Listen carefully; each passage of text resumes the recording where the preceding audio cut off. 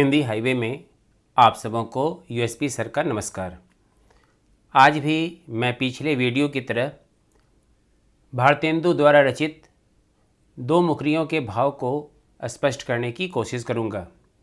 आइए पहली मुकरी को देखते हैं। सतें अठें मों घर आवे, तरह तरह की बात सुनावे, घर बैठे ही जोड़े तार, क्यों सखी सज्जन नहीं अखबार।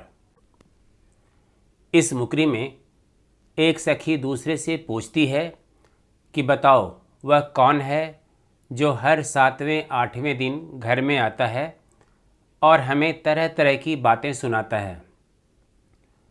वह घर बैठे ही संसार से हमारा संपर्क करा देता है। सखी उत्तर देती है कि क्या वह कोई सज्जन है। उत्तर में पहली सखी कहती है कि नहीं, वह तो अखबार है। इस संदर्भ में शायद आप ना जानते हों कि उदंत मार्तंड हिंदी का पहला साप्ताहिक समाचार पत्र था।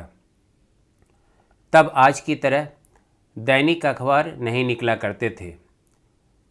भारत में समाचार पत्रों का इतिहास यूरोपीय लोगों के भारत में प्रवेश करने के साथ ही आरंभ होता है।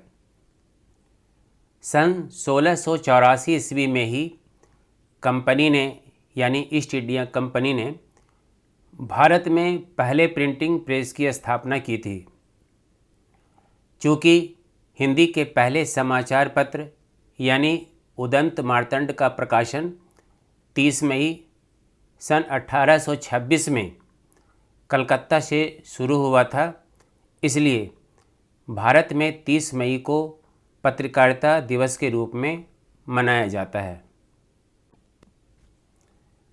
अब चलिए दूसरी मुकरी को देखें। एक गर्भ में 100 पूत, जन्मावे ऐसा मजबूत, करे खटाखट काम से आना, क्यों सकी सज्जन नहीं छापा खाना। इस मुकरी में पहली सखी दूसरे से यह बूझने को कहती है कि बताओ वह कौन है जिसके गर्भ में 100 पूत अर्थात पुत्र हैं तथा वे मजबूत हैं। वे अपना काम बड़ी चालाकी और खटाखट यानी तेज रफ्तार से कर देते हैं।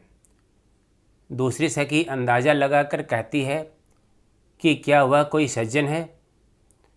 पहली सखी कहती है कि नहीं, वह तो छापा खाना है। यहाँ मैं आपको यह बताता चलूँ कि आज के छापा खाना यानी प्रेस काफ़ी एडवांस हैं और वे कंप्यूटराइज्ड हैं, लेकिन शुरू में ऐसा नहीं था। अक्षरों को छापने के लिए लकड़ी की चौकोर तस्तरी हुआ करती थी जिसमें छोटे छोटे खाने बने होते थे। इन्हीं खानों में एक एक अक्षर या मात्रा के बहुत सारे टाइप रखे रहते थे जो शीशे नामक धातु के बने होते थे। शीशे को रांगा भी कहते हैं।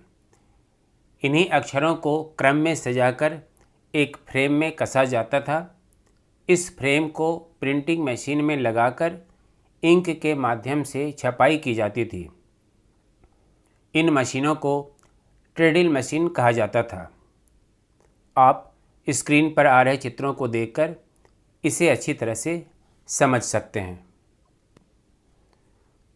मुझे उम्मीद है कि आप मेरे द्वारा बताए गए मुकरियों के भाव को अच्छी तरह से समझ रहे होंगे। अगले वीडियो में आपसे फिर मिलूँगा। तब तक के लिए विदा लेता हूँ। नमस्कार।